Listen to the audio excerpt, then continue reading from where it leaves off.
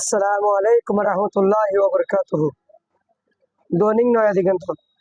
সুবিধাভোগী শেখ ফরিদা এসালামের ৯৭,০০০ কোটি টাকার বেনামি ঋণ। মানব কণ্ঠ, বাণিজ্যে বাড়বে ৪ গুণ। দিনকাল, ভোজ্য তেলের দাম বাড়াবে কৃত্রিম সংকট তৈরি, ভূখণ্ডিত ভোক্তা।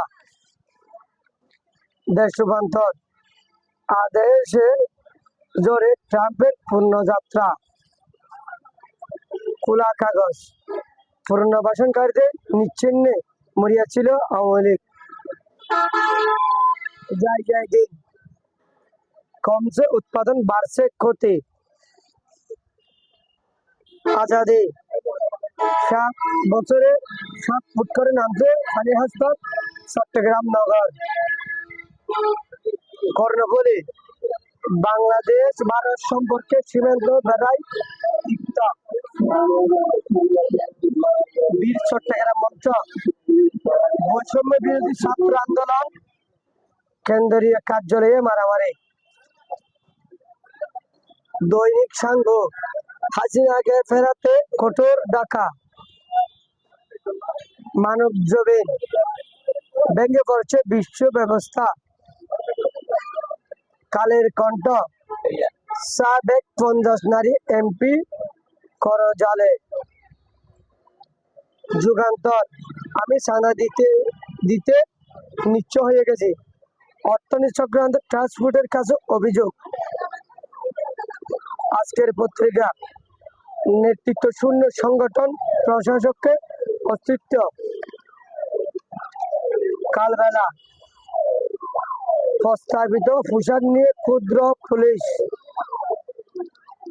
আমার দেশ, মোদির বিরুদ্ধে ফেসবুকে স্ট্যাটাস দেওয়ায় ৩ প্রকৌশলী গুম। মন্তব্য প্রতিবেদন, গাজায় মুসলিম উম্মার দাফন, মাহমুদুর রহমান। জনকণ্ঠ, চলিত বছরের ডিসেম্বরে ভোট।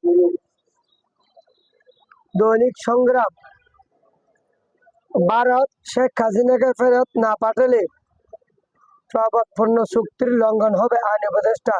৭ দিনের মধ্যে গায়েবী মামলা প্রত্যাহার।